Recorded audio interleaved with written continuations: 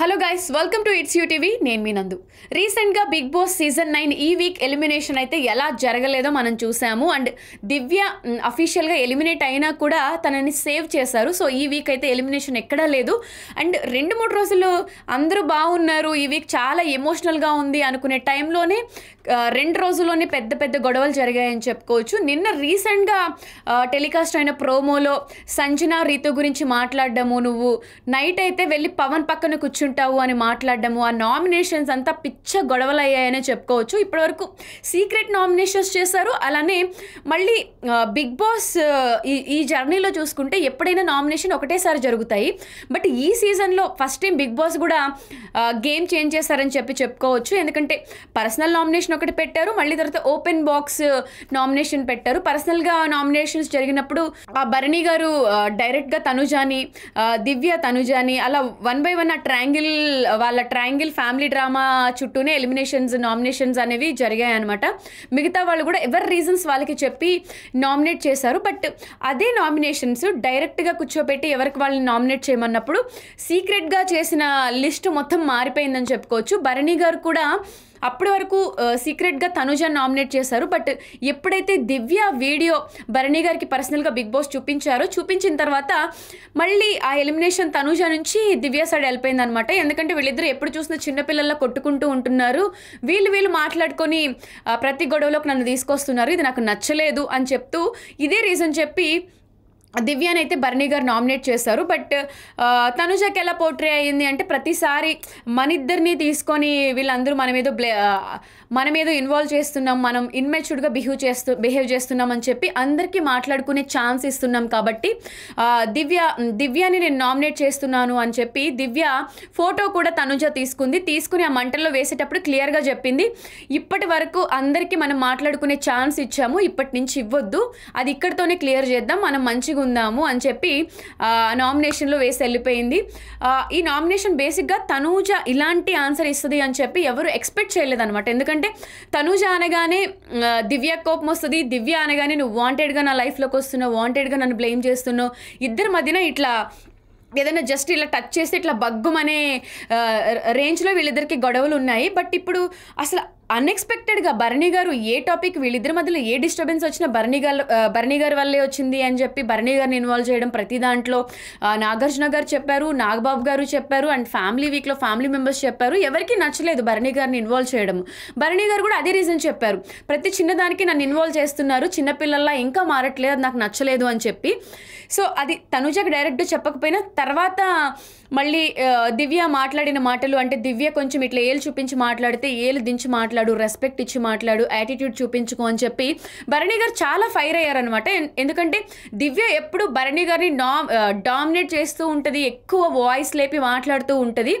But Bharani garu ఇన్ని రోజులు భరించారు. But ఇంకా టైం ఎక్కువ లేదు కాబట్టి ఇప్పుడు ఆడి ప్రూవ్ చేసుకోవాలి కాబట్టి భరణి గారు కూడా ఇచ్చి పడేశారని చెప్పుకోవాలి. రెస్పెక్ట్ ఇచ్చి మాట్లాడడం నేర్చుకో అని చెప్పి దివ్య మీద ఫుల్ ఫైర్ అయ్యారు. తర్వాత ఆ వీడియో చూసిన తర్వాత దివ్యాన్ని నామినేట్ చేయడం కూడా జరిగిందనమాట. సో ఓవరాల్గా ఇప్పుడు ఈ గొడవలు జరుగుతున్న టైంలో తనుజ వచ్చి మనం మాట్లాడుకునే ఛాన్స్ ఇవ్వద్దు అని చెప్పి వీళ్ళిద్దరూ కలిసిపోయారు. అంటే భరణి గారు ఇన్ని రోజులు ఎమోషన్స్, ఒక పక్కన కూతురు అనే బాండింగ్, ఒక పక్క దివ్యతో ఒక ఫ్రెండ్లీ ఇది మెయింటైన్ చేసుకుంటూ వచ్చారు.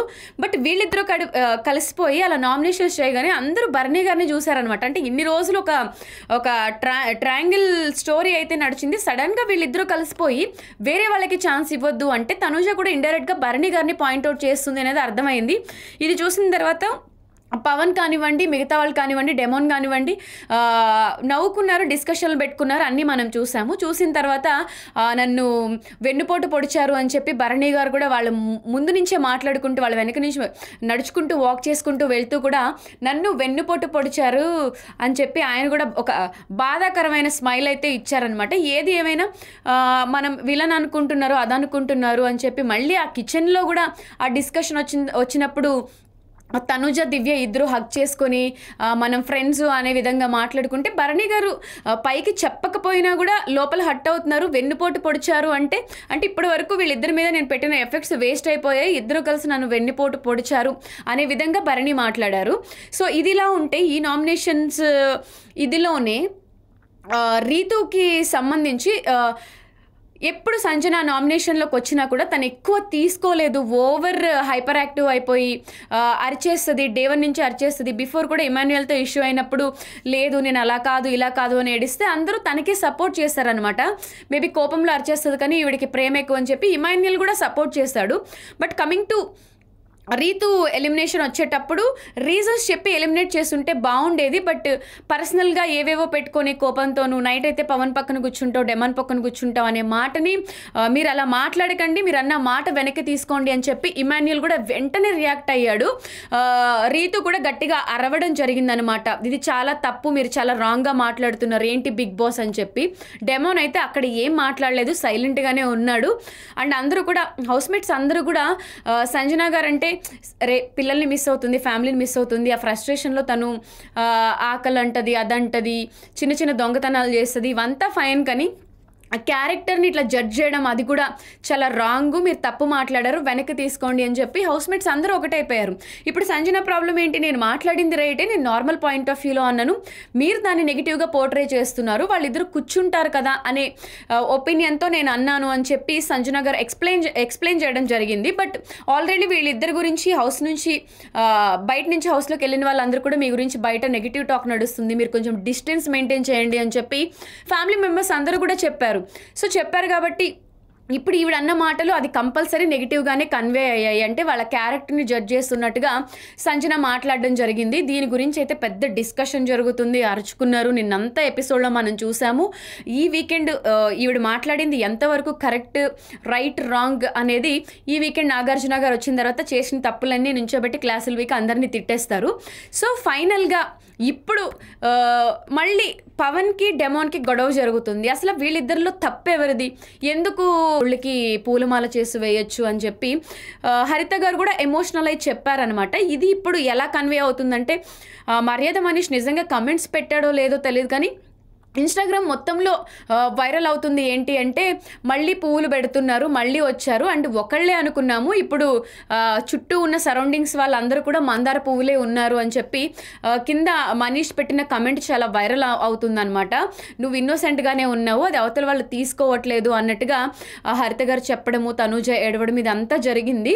అసలు ఎవరిని కమెంట్ చేశారు, అది ఏ విధంగా చేస్తారు, ఎవరి చెవులో ఎవరు పువ్వులు పెట్టారు అనేది వీకెండ్ నాగార్జున గారు వచ్చిన తర్వాత అయితే అందరికీ ఇచ్చి పడేస్తారు. అసలు ఎపిసోడ్స్ చూసిన తర్వాత మీ ఒపీనియన్ ఏమనిపించింది, అసలు మీరేమనుకున్నారు, దీనికి సంబంధించి ఎవరు రైట్ ఎవరు రాంగ్ అనేది కమెంట్ సెక్షన్లో కమెంట్ చేయండి. దీని గురించి ఇంకొక వీడియో అయితే చేద్దాం.